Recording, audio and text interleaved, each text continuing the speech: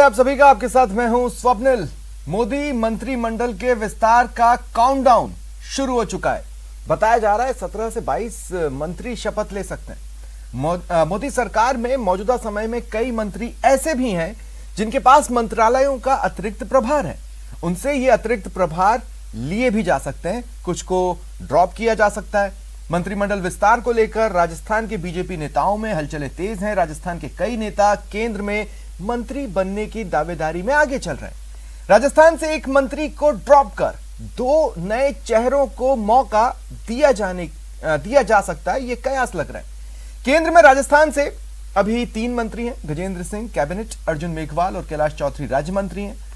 अब जो नाम चर्चाओं में आगे चल रहे हैं, चूरू सांसद राहुल कसवा का है। वहीं राजस्थान से राज्यसभा सांसद भूपेंद्र यादव, चित्तौड़गढ़ सांसद सीपी जोशी के नाम भी चर्चाओं में। हालांकि ये सब कयास है, क्योंकि स्थिति तो शपथ ग्रहण के साथ ही साफ हो पाएगी।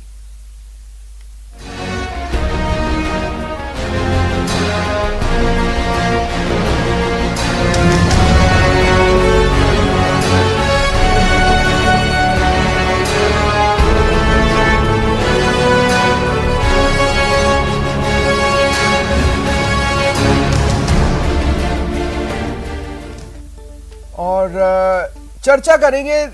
देखिए, मेरे पीछे लिखा है कैबिनेट विस्तार मरुधरा के उम्मीदवार। अब मरुधरा के उम्मीदवार या मरुधरा का एक ही उम्मीदवार, इसी को खोजने की कोशिश करेंगे।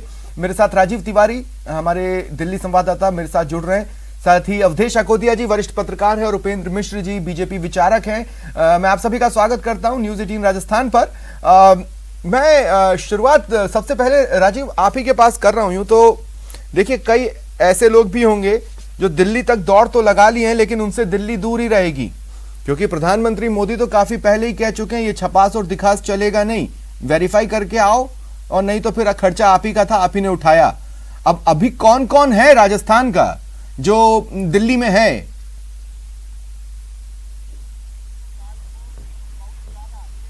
बिल्कुल, अगर देखा जाए तो आप बिल्कुल सही कह रहे हैं। कई लोगों के नाम पे इस बात की चर्चा चल रही थी कि इनको मंत्रिमंडल में शामिल किया जा सकता है, लेकिन अगर फिलहाल बात की जाए तो अभी तक राजस्थान से राज्यसभा सांसद हैं भूपेंद्र यादव, पार्टी के रणनीतिकार हैं। उनको ही प्रधानमंत्री के पास से बुलावा आया और प्रधानमंत्री हाउस वो गए थे और उस समय उनसे मुलाकात करके अपने आवास पे पहुंचे हुए हैं।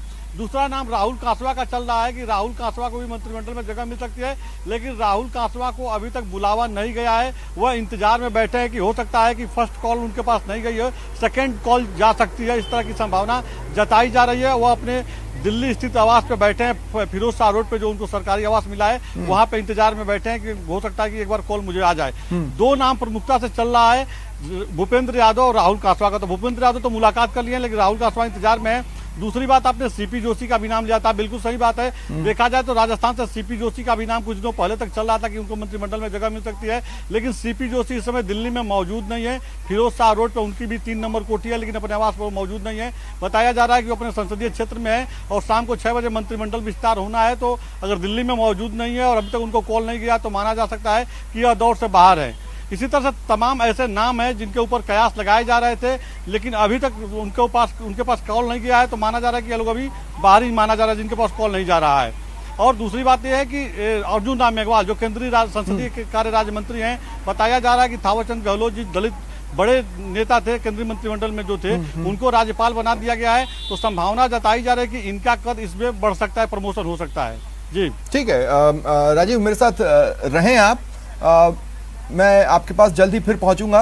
उपेंद्र जी, मैं आपके पास आ रहा हूं। आपको क्या लगता है ये जो मोदी 2.2 है, उसका जो ये पहला विस्तार है, किस तरह का फेस प्रधानमंत्री मोदी अपने मंत्रिमंडल का दिखाना चाहेंगे, किस तरह का स्वरूप वो रखना चाहेंगे? देखिए, इस बारे में मेरा स्पष्ट मत है कि अब तक भी मंत्रिमंडल का जो स्वरूप रहा है बहुत संतुलित रहा है और हमारे सभी मंत्रियों के जो कार्य प्रदर्शन है वो जबरदस्त रही। लेकिन ये मंत्रिमंडल का विस्तार, जबकि जैसा कि विदित है आपको कि 28 पद मंत्रिमंडल में अभी खाली हैं, तो निश्चित तौर पे मंत्रिमंडल में और साथियों को जोड़ने का ये प्रयास चल रहा है। और ये जो कौन शामिल होगा कौन शामिल नहीं होगा, ये कयास लगाए जा रहे हैं मीडिया के माध्यम से। लेकिन उपेंद्र जी, देखिए फोकस तो आने वाले चुनाव ही होंगे मोटे तौर पर।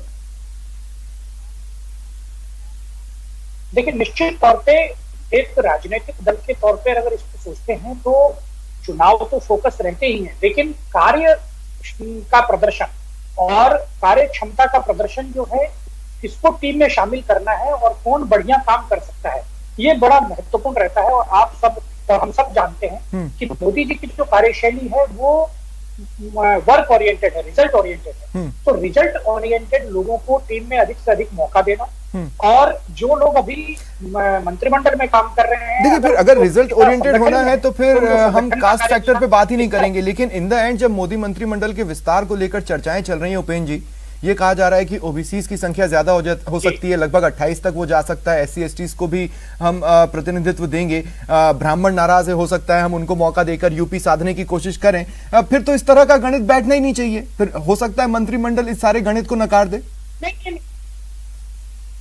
नहीं, ये गणित तो देखिए, मैं इस बात को नहीं नकार रहा कि ऐसे गणित जब सर्वोच्च लोग बैठते हैं, ऊपर की टीम आला कमान जब इस तरह के लोग बैठते हैं, तो निश्चित तौर पे ये सब बातें होती होंगी। लेकिन जो सबसे महत्वपूर्ण बात है, जो मंत्रिमंडल में शामिल करना ना करना, रखना न रखना, उसके लिए रिजल्ट ओरिएंटेड और कार्य निष्पादन को देखना बहुत महत्वपूर्ण होता है। जैसा कि हम आज तक मोदी जी की कार्यशैली को समझ पाए हैं कि केंद्रीय मंत्रिमंडल में जो लोग शामिल होंगे उसमें ये मापदंड बहुत, ये बहुत सही शब्दों का चयन था मैं उपेंद्र जी की, जैसा कि हम आज तक जितना मोदी जी की कार्यशैली को समझ पाए, उनको समझना कई बार नामुमकिन सा हो जाता है। मेरे साथ मेरे सहयोगी बाबूलाल भी जुड़ चुके हैं, मैं कुछ ही पलों में बाबूलाल आपके पास आऊंगा। लेकिन अवधेश जी बिल्कुल सही पॉइंट है, और आप शपथ ग्रहण का तो इंतजार करना ही, आप लाख डिस्कशन कर लीजिए, पीएम मोदी के मन में क्या चल रहा है किसे पता है, अल्टीमेटली मंत्रिमंडल तो उनके मन की ही बात होगी।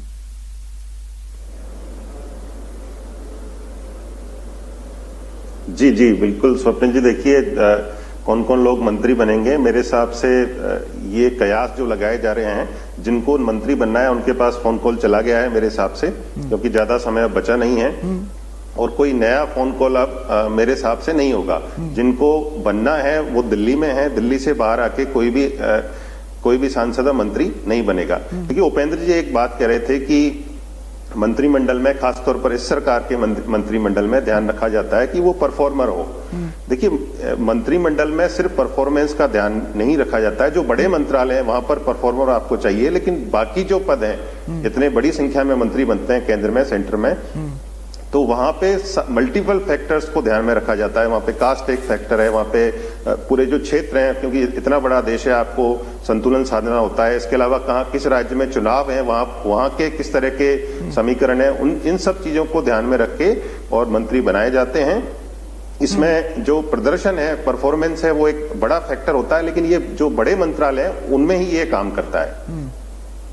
हाँ, लेकिन साथ ही में एक बात और कहना चाहता हूँ अवधेश जी, मैं सुबह से देख रहा हूँ, ठीक है, नेशनल चैनल नेशनल पर्सपेक्टिव पे डिस्कशन करते रहें, लेकिन रीजनल चैनल्स ये बात बहुत अच्छे से जानते हैं कि किसी एक रीजन में या किसी एक स्टेट में कौन कौन से चेहरे बड़े हैं, या कौन कौन सा चेहरा क्या खूबी सामने रखता है टेबल पर। ये डिस्कशन नेशनल पॉलिटिक्स का हिस्सा बनता होगा, मुझे संशय है, और इसीलिए कुछ नाम हमको जो दौड़ में चल रहे हैं वो चौंकाते हैं, कुछ का न होना चौंकाता है। जैसे मान लीजिए SC ST फेस रखना है तो आप चाहेंगे कि भाई अर्जुन लाल मेघवाल का कद बढ़ा दिया जाए, लेकिन दो ऑप्शन और आपको प्रदेश देता था, किरोड़ी लाल मीणा का, वो राज्यसभा सांसद भी होते जैसे भूपेंद्र यादव हैं, या फिर जसकौर मीणा का। कहने का मतलब है कि ये जो फैक्टर्स स्टेट को साधेंगे वो बहुत ज्यादा सफल इससे नहीं हो पाएगा।